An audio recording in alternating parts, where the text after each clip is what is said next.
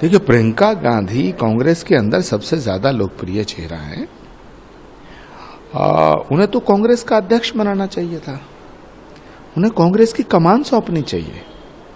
By election में, उपचुनाव में लोकसभा का टिकट दे करके तो प्रियंका गांधी का कद और छोटा करने की कोशिश हो रही है। लेकिन फिर भी वो एक नई पारी की शुरुआत कर रही है, मेरी शुभकामनाएं हैं। मगर कांग्रेस ने प्रियंका गांधी जी को वायनाड से लड़वा करके एक बात प्रूव कर दी है, सिद्ध कर दी है कि कांग्रेस को हिंदुओं पर भरोसा नहीं है। अगर हिंदुओं पे भरोसा होता तो उन्हें कहीं और से चुनाव लड़वाया जाता। देश भाई बहन, माँ बाप, बेटा बेटी, परिवार की पपौती नहीं होती है, देश देश है। राहुल गांधी जी का जो कहना है वो कांग्रेस के मालिक हैं, कुछ भी कह सकते हैं, लेकिन सच बात यह है देश ने राहुल गांधी जी को नकार दिया है। ईवीएम पे सवाल उठा रहे हैं अखिलेश यादव जी, राहुल गांधी जी, सब सवाल उठा रहे हैं, अभी भी उठा रहे हैं। मुझे लगता है कि खराबी मशीन में नहीं है, खराबी इनके दिमाग में है। वायरस मशीन में नहीं है, इनके दिमागों में आ गया है। और वायरस ऐसा आया है कि ये अपना पासवर्ड भूल गए हैं। अब नया ओटीपी जारी करने की जरूरत है।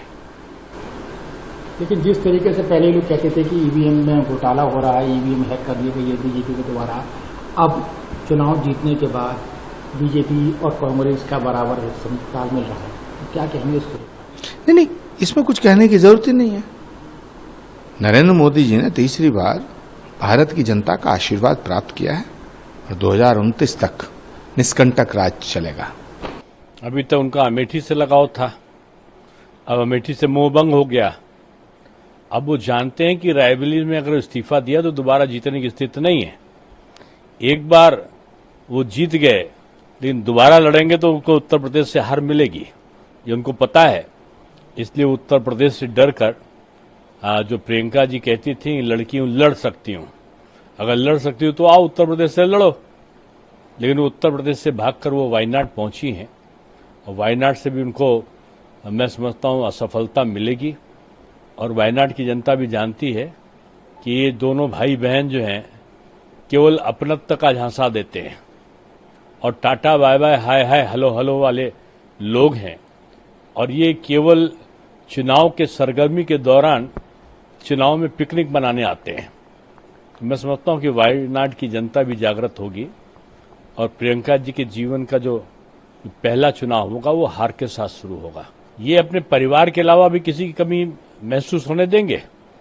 ये केवल दो भाई बहन ही लड़ेंगे और कांग्रेस में कोई कार्यकर्ता का अभाव हो गया है। राज्यसभा जाना होगा तो मम्मी जाएंगी, लोकसभा लड़ना होगा रायबरेली से तो भैया लड़ेगा, वायनाड की सीट खाली होगी तो बहना लड़ेगी। ये इन तीनों चारों जो परिवार है, पूरा का पूरा खानदान ही कांग्रेस पार्टी बन गया है। यही परिवारवाद है और ये परिवारवादी पार्टी निश्चित रूप में अभी जैसे होता ना कि दीपक बुझने से पहले उसकी लौ में तेजी आती है, तो ये 45 से 99 पे पहुंचे हैं, अब 99 से फिर से नीचे आएंगे। और मैं समझता हूं कि वायनाड की हार के साथ कांग्रेस का जो उत्साह है वो भी